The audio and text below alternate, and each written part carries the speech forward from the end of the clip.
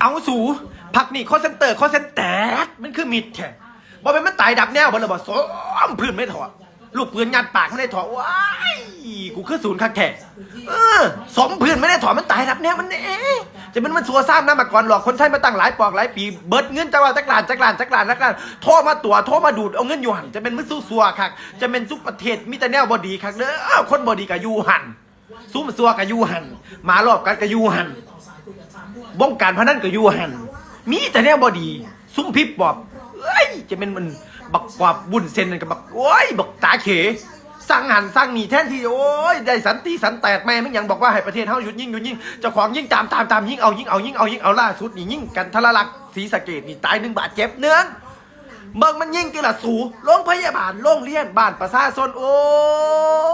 มึงสะกดคำว่ามนุษยธรรมเป็นบ่จะเป็นสูบประเด็นหนังสือแล้วเบิ่งว่าสันอีมาหลอกอีมาลี่ข่าวเท็จเต็มอยู่มิตรเฟกนิวประเทศสูนั่นตัวกันเข้าไป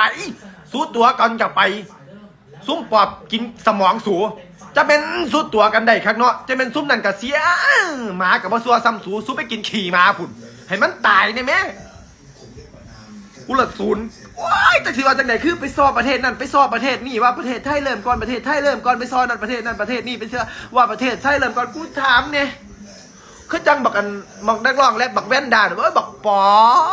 บักสันดานอย่างดีเมืองกับปิดหูปิดตาเสียคักประชาชนบ้านสูก็จะแม่นปิดหูปิดตาเสียคักมึงว่าบ้านกูมีหลักฐานที่เทคโนโลยีมันสมัยใดแล้วมันบ่เป็นสมัยเก่าเด้ตอนนี้ว่าผู้ใดเริ่มก่อนเริ่มหลังมันมีเบิดหลักฐานนั่นผู้ซื้อปืนคักเทกะเสียพ่อรับหูรับตาเสียกะหู้อยู่แก้ใจว่าประเทศของเป็นคนเริ่มประเทศของเป็นคนผิดประเทศของเป็นคนอยากได้แผ่นดินของประเทศผู้อื่นยังสิว่าจะของถืออยู่วัดยังคำกูงึดหลายกูงึดกูจะเป็นซุปปึกสมพอสุดเด็กเป็นขมอนขม้นหรอกสมพอดอกซุปจะแก่เงืดหลายจะเป็นมันปึกบาทที่นี่มืออื่นพญายพุ่มถ้ำเจ้าพี่ปอบเจ้าไปคุยกับเขาเจ้าก็คุยดีเจ้าเบิ้งโลดเลือดเนี่ยเสียไขของประชาชนถ้าหอกทหารก็เสียเลือดเนี่ยเสียไขเพื่เนี่ยแผ่นดินของประเทศไทยนี่เจ้าคุยดีเด้อเจ้าพี่ปอบเจ้าอย่าสิไปย่อมเขาง่ายๆเด้อมันเสียถือได้สมองคำมันเสียถือได้เป็นกับมึงยิ่งเหรอตัวปานนี่ตอนนี้มันก็ยิ่งมาท่านเศร้าอยู่มืออื่นสิไปคุยกันแต่ว่ามึงยิ่งมือนี้ยิ่งสร้างยิ่งตามจะมันเก่งมาตะแม่มันเสียแต่แม่มันแสดงครับเฮาบ่ต้องไปย่อมมันยิงแม่มันเลยให้มันโนบมือไหวผุนว่าย่อมแล้วยกธงขาวผุนให้มันตายกันไปขางนึงเลยพ่อยิ่งแล้วจบสงครามนี่แล้วตัดขาดประเทศซะตัดขาดจะไปว่าน้ำเขา